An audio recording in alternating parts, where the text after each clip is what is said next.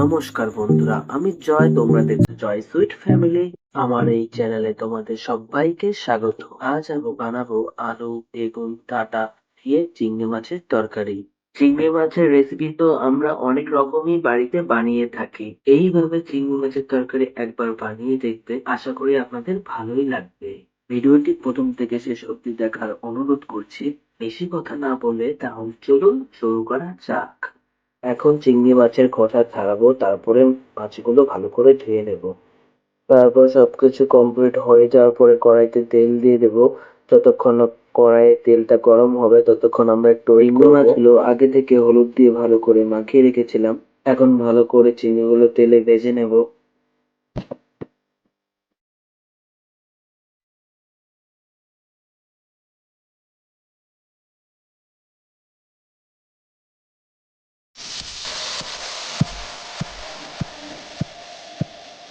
আর দেখতে পাচ্ছ চিংড়ি মাছগুলো ভাজা হয়ে গেছে আমার। এখন চিংড়ি মাছগুলো নামিয়ে ফেলবো।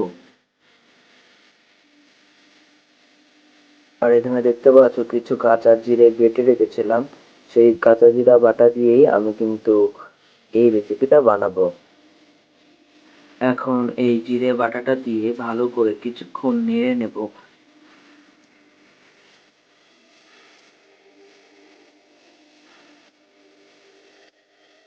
তারপর কেটে রাখা সবজিগুলো দিয়ে দেব। তোমাদের কিন্তু প্রথমেই বলা হয়েছিল এখানে কি কি সবজি রয়েছে। তোমরা দেখতেও পাচ্ছ এখানে কি কি সবজি রয়েছে।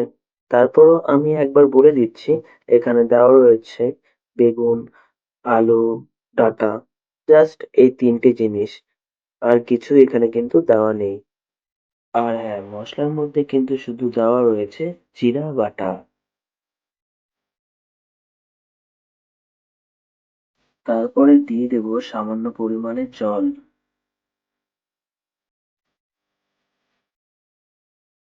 আমি এখানে আমার পরিমাণ মতো একটু নুন দিয়ে দিলাম। তোমরা কিন্তু তোমাদের স্বাদ অনুযায়ী তোমরা নুন দিয়ে দিতে পারো। তারপরে ভালো করে নেড়ে নেব।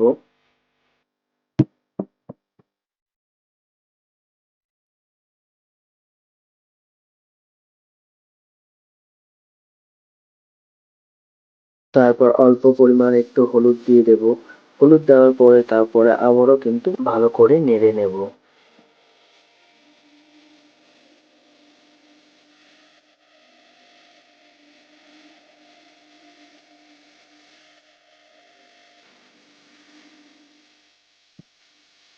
তারপর একটা ঢাকনা দিয়ে ঢেকে দেব কিছুক্ষণ সেদ্ধ হওয়ার জন্য। 5 থেকে 6 মিনিটের মতো আমি ঢেকে রেখেছিলাম। তারপরে এখন এই ঢাকনাটা খুলে দিলাম।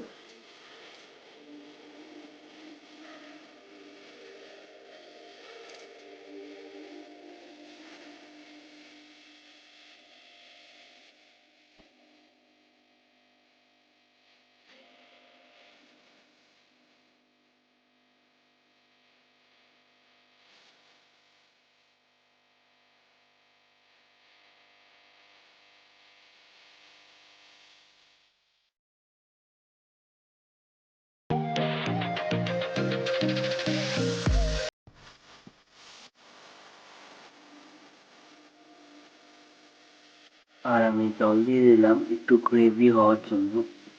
তো জল দেওয়ার পর একটুখানি নেড়ে নেব। নেড়ে নেওয়ার পরে আবার কিন্তু আমি ঢেকে দেব।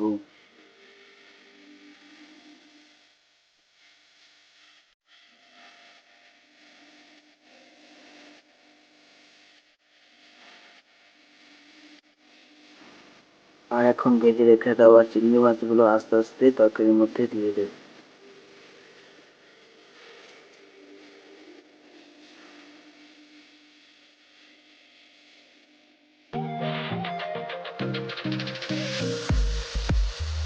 আর ফাইনালি এই চিংড়ি মাছের রেসিপিটা রান্না করা হয়ে গেল। তোমরা কিন্তু অবশ্যই এই চিংড়ি মাছের রেসিপিটা রান্না করে খেয়ে নেবে।